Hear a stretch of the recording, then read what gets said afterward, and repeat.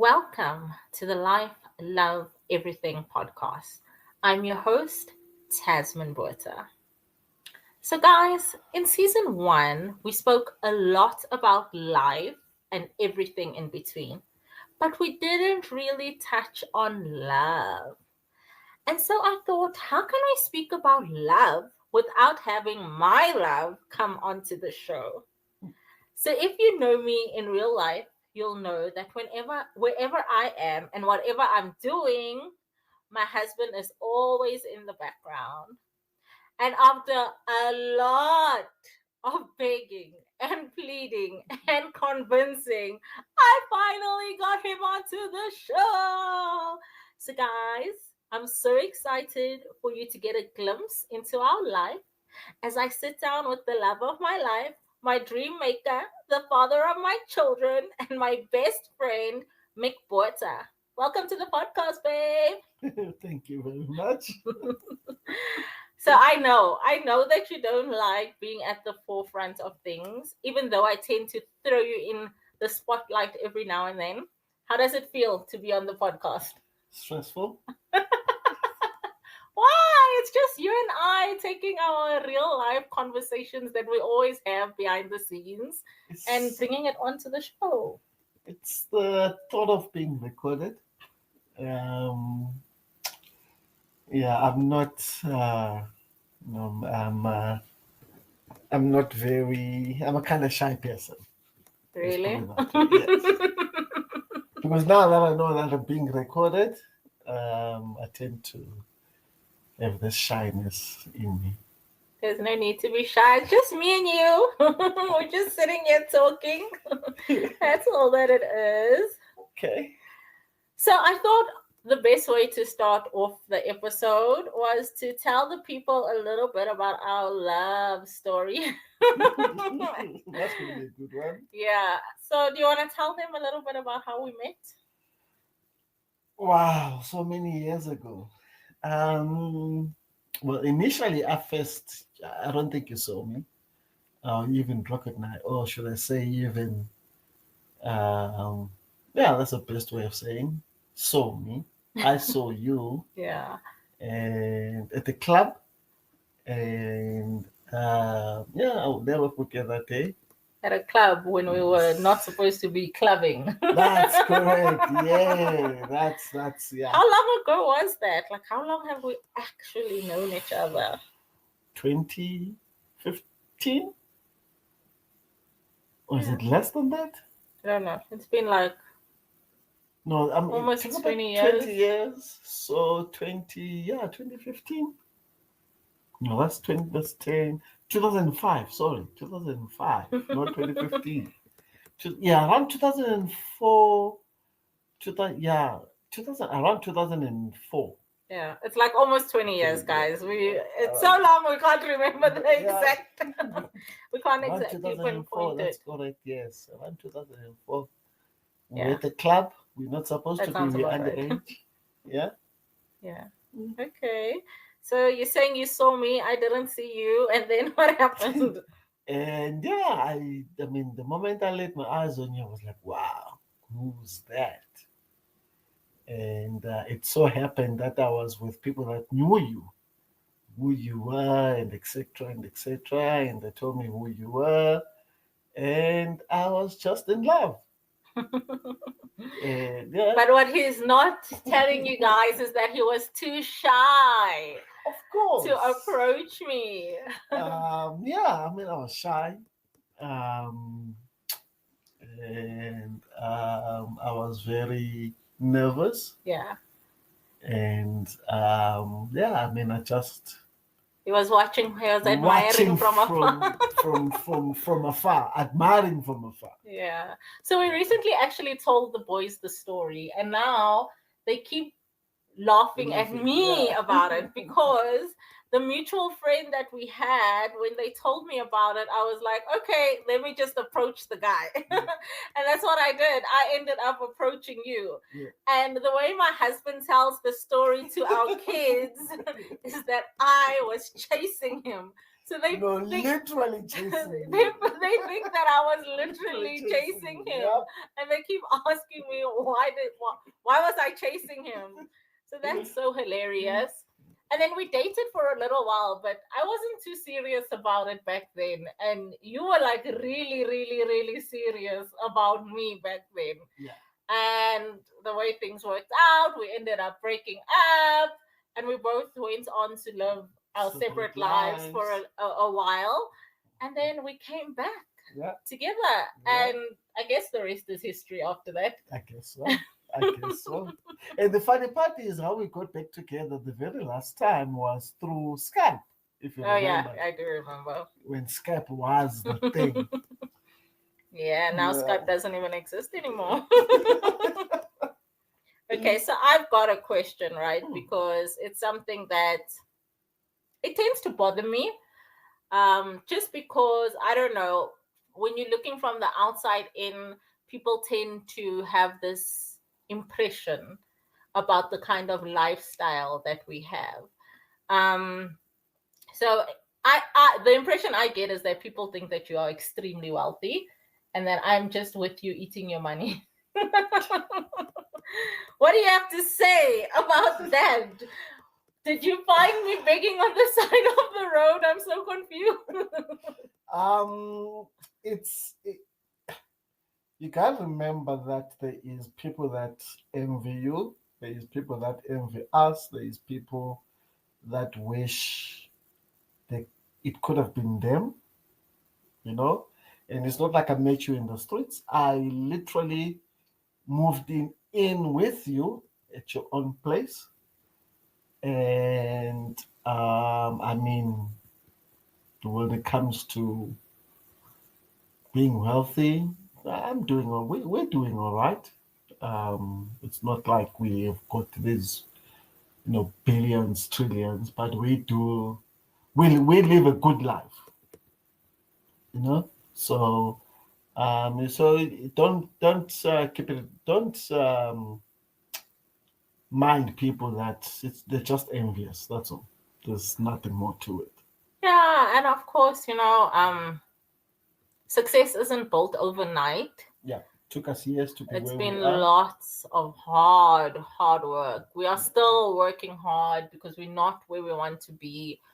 And yeah, people don't see the sacrifices. You just, just like I said, looking from the outside in, you just see maybe certain material things, and you think that it is a way. But I think the where I feel a type of way about it is because a lot of sacrifice has gone into me being a stay-at-home mom, and we had to tighten our belts in order for that to work, going from a 2-income household to a 1-income household. Yeah, and so I think that's why it irks me a bit when people make these assumptions, because they don't actually know the amount of sacrifice that has gone into.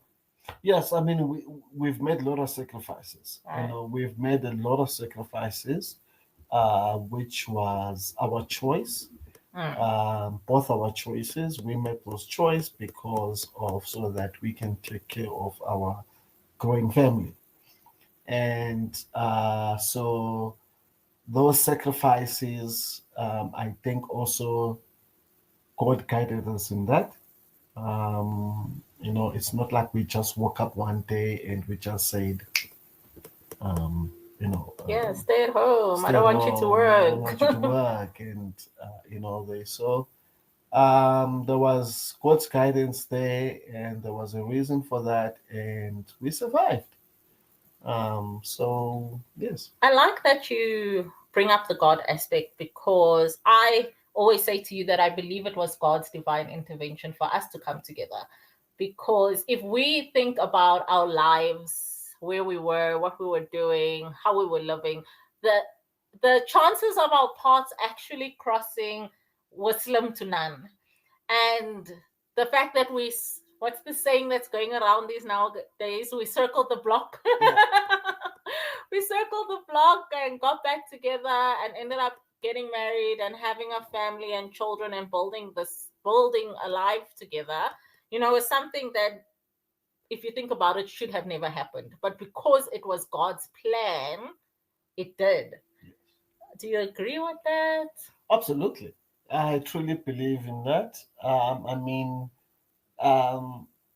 given the way that we lived, Hmm. we stayed like you stayed in a different world, I was in a different world, and the chances of us meeting were slim to none. And but because of this was God's hand, we ended up meeting, and we ended up getting married, building a family, and so forth and so forth. So I truly believe in that. Yes. And one of the things that I'm learning to do more now, and I think it will also be something that people will be surprised. Well, the people that know us in real life will be surprised to hear is that this faith journey of ours and the kind of relationship that we have as individuals with God, but also as a couple with God, and that we put Him at the forefront of our lives, of our marriage, of our family. And I think, like for me, one of the biggest moments when it comes to that and realizing God's hand in everything was when we did have our premature child, and how steadfast you were in your faith that it was enough to cover all of us and to carry all of us through that journey until I got to that point as well. Um, how important is your faith? How important is it being the head of the household? Leading in the way that God has intended you to lead, and then how does that trickle down into the rest of the family? Wow. Um, my faith has always been there. It's not like it was just developed just like Mm, that. My faith has always been there. However, it got elevated when our son was born. When JJ was born as a premature uh, child, and that just elevated, mm, to a higher standard than what I believed in. And with lots and lots of prayers, of course, and uh, most definitely not having 1 inch of a doubt. mm. You That's know, true. so it's either you believe in God or you don't. You cannot have You one can't be leg in, lukewarm. and absolutely. So with that also guided me how to be, firstly, how to be a man, Mm, how to be a father, how to be a husband.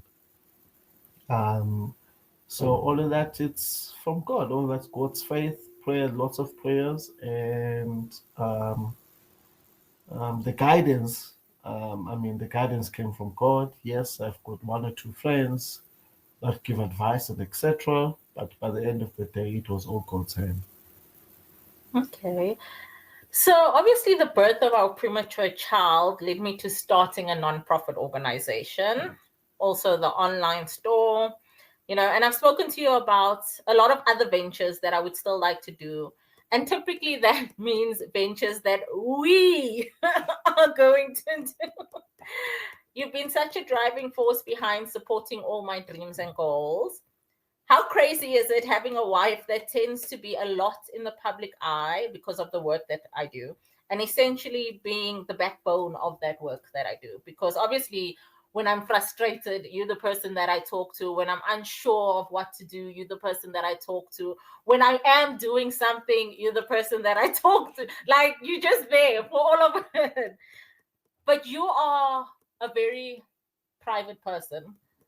So like how do you find navigating that? I'm out in the limelight. Obviously, I'm always on social media. I share quite a bit of stuff that's going on, and you, on the other hand, don't. Like how do you find that balance? How do you feel about that? Um, it's that's if I think about it right now and I look back to what kind of person you were and what kind of person you are now, it's you've always been this person of how can I put it, lack of a better word, outgoing person. So basically, it literally um, it falls right for you, and so I take it as it comes. So you knew Um, what you was signing up for oh yeah, a little yeah, bit. a little bit. So yeah, I mean, it's I think on my side is this is what was chosen for me and you, and more specifically for you because you're doing more work of the, the premature stuff, there's conventions that you go to, there's meetings that you attend, and etc. So for me, I think I wouldn't survive in that environment because I'm not built that way. I'm just a techie guy. So yeah, that's how I look at it. I look at it as that this was meant for you. This was given to you. So yeah. So sweet. So you and I, we from time to time have these deep discussions about marriage and what marriage should look like. I think it's also always good to check in with each other as well, because as we are realizing, as you grow, you evolve, right? We Yeah. aren't the same people that you met Absolutely. 20 years ago. We Absolutely. just aren't those people. And so it's good to check in and see, that we're still aligning with each other. And if not, where do we find the compromise and stuff on that? What advice would you give to a couple that is thinking about getting married? Like, what are some of the important core values that you really need to align on or be in sync about before deciding on taking that plunge? Because people think that marriage is all about love. Like, I love him, I love her, let's get married.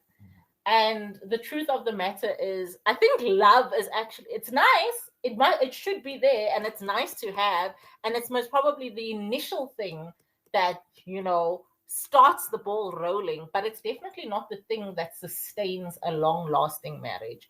Because let's be honest, feelings are something that change all the time. Like, we can love each other now, and 5 minutes later we dislike each other, but it doesn't mean that we're leaving each other. Mhm. And I think in today's world, that is why there's a lot of divorce, because people are getting married based on their feelings and not realizing feelings change. I mean, in a day, how many feelings do you have about your own self? Absolutely. Never mind about the next person and about other situations. Our feelings I believe, are forever changing. Yeah. 1 minute you're in love, 1 minute you're out of love, 1 minute you're happy, 1 minute you're sad. So, what advice would you give people? Like, what are some of the things that you use to keep this going for 20 years? Ask it to marry you within 1 month of moving in. No, so it's you gotta know that this is the right person for you, right? Also, you shouldn't. I don't believe in such thing as don't rush into things. If something is meant for you, something is meant for you. If something is not meant for you, there is signs that happen along the way that help, and when it comes to marriage is like work. It's like getting up, going to work. 1 minute you're happy at work because things are going right. The second minute you've got a fallout or you're upset about something at work. You're not being treated fairly, or But you lot of don't things. just quit your job. Absolutely, you don't just quit your job, right? You work on your job. You still work there. And there's this thing called love, right? That's the first part. The second part is in love, right? You can love your partner, you can love your wife, you can love your husband, you can love your girlfriend. The real question that you need to ask yourself is, are you in love with your partner? And why are you in love with your partner? That's the question that you need to ask yourself. And if you can answer yourself that question, do not hesitate. Okay. So that's what I believe in. I mean, me and you, we can argue about small things, but by the end of the day, I'm still in love with my wife. Just because we've argued or we fought, it doesn't mean that I love her less. It's that's just how it is. And what about the core values? Like for us, we spoke about religion. Okay, we weren't very religious. I don't I don't think we are religious people, but we're religious very people, spiritual but we're people. very spiritual But people. before Yes. getting married, before our first child was born, we spoke about that. We spoke about which religion he was going to follow, and baptism and things like that. We spoke about finances as well. Like, Yeah. we were both upfront about, this is how much I earn, this is how much I owe, this is what I'm able to contribute to the house. You're going to do things. And it's those small things that in the long run matter, because Honesty. those are the things. Yeah, you can't come now, you pretending like you, I don't know, Mr. Moneybags, we get married, and now I'm expecting that same lifestyle, You but know, you were just putting on a front so that you could get me, and now. you know what the issue is? The issue is with this newer generation is it's all about the claims and it's all Yes. about what phone you have, what car you drive, what clothes you're wearing, Mm-hmm. your watch, the materialistic things Mm. that's what they look at, right? Which is your 2000 babies. I'm not saying all of them, but a few of them. And then if you look at people like our generation, your 1980s, Jesus, I sound so old. Um, we are built different. We have seen both sides of the world. We've seen before social Yeah. media, we are in social media world, right? Yeah. So we've never lived. Well, personally, I've never lived on something that I know that I cannot afford. Mm. I don't go above and beyond where I don't Above your means. in my means, above Yeah. my means. So that's the most important thing. Mm-hmm. And I've always believed that. I mean, if you remember, when I moved in with you, our first before we could pay the first rent, I was like, a man takes care of Mm. His family. his family. And I think that So was new for me. That was new for me because I was so used to paying my own way and doing my own thing, whether I was in a relationship or not. And again, I think that speaks to the godliness in you, because God has called the head of the household, the man of the yes, household, to provide and protect. yeah, And like, you didn't even hesitate, you didn't even think twice yeah. about immediately stepping into that role and, doing what you were called to do, essentially. And yeah, I think even now, it's something that we were talking about earlier, that it still blows my mind thinking about those little things that are actually big things, at the end of the day, and how support looks like in a relationship. And yeah, just building each other up, being there for each other, because there are times where the one partner has to give more, whether it's physically, financially, emotionally, than the other person. And then sometimes vice versa. Like, we get into these seasons, like at the moment, the season I'm in is that I'm extremely busy. So I don't have so much time to focus on the household. And then that's where you pick up the slack for me. So relationship isn't 50-50. No. So relationship, it's if you really go and think about it, relationship, it's 100% on its side. It's same applies to work. It's saying that marriage or relationship and work, it's more or less similar. Similar. Okay, because you cannot go to work and give 20%. Mm. What happens if you give 20% at work? There's discipline in the hearing. There is, they weren't going to trust you to do certain projects. Well, I'm speaking from a developer side, right? Certain things won't be given to you because you cannot be trusted. Same applies to marriage. Marriage or relationship. I can't speak about relationship. I can only speak about marriage, maybe for so long. So marriage is all about giving 100% in. There's no such thing as, or in my world, there's no such thing as 50%. That, okay, I've done my 50%, you need to do your 50%.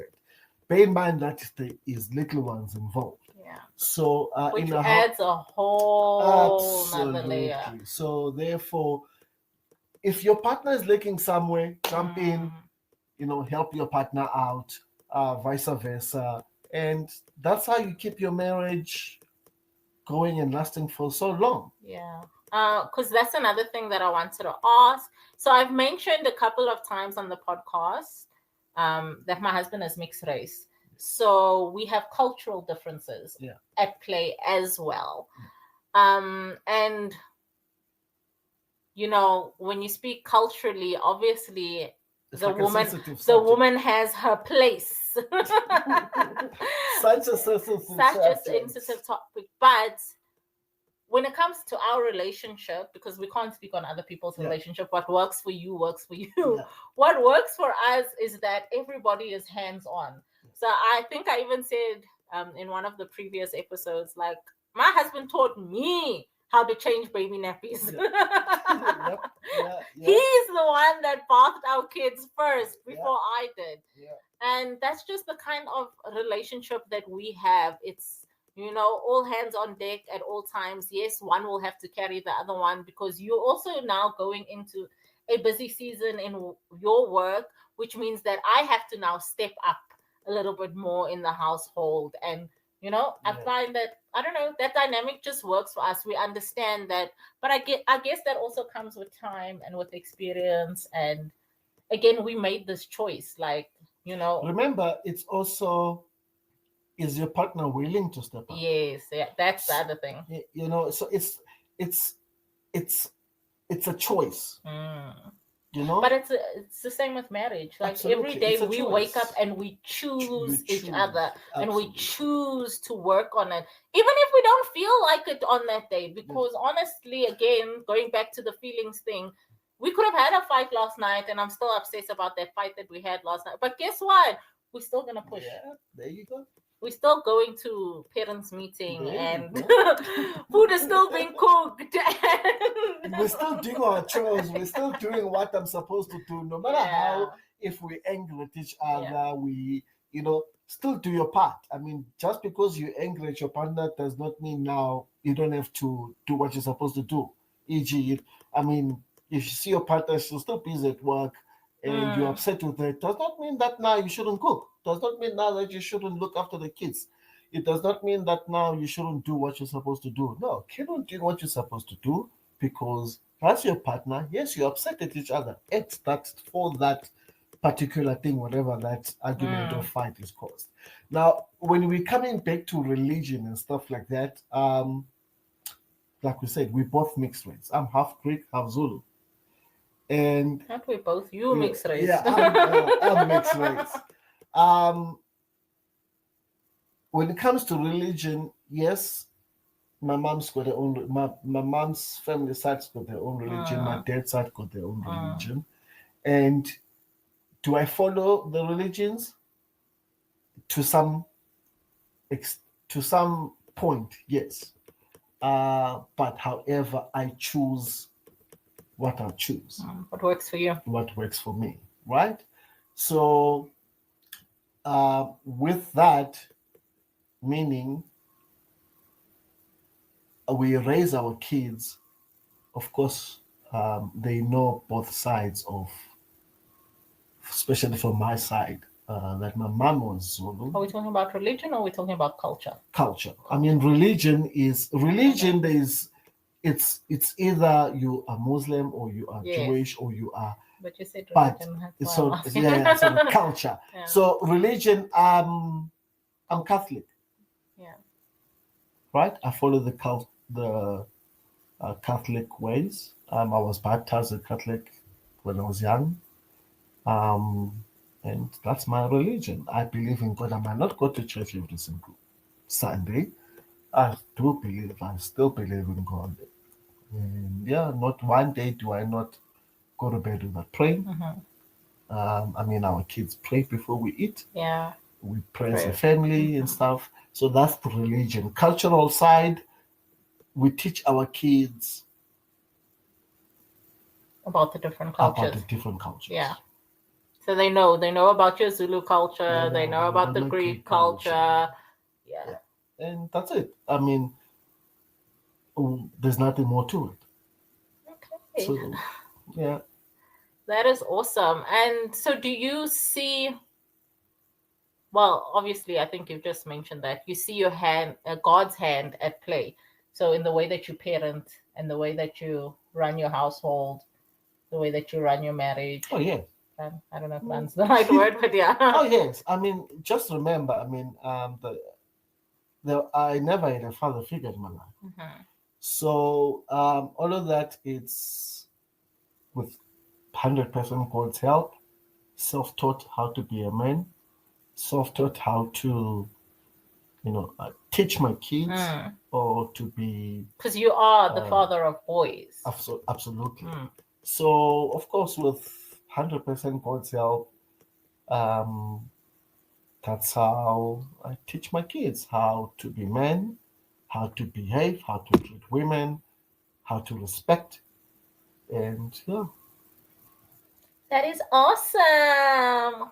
Well, guys, you got a little glimpse into what the kind of conversations that Mick and I have all the time, man. He's my best friend, so we talk about anything and everything at all times. No matter how insignificant it might seem, or no matter how serious it is, like we are able to discuss that with each other.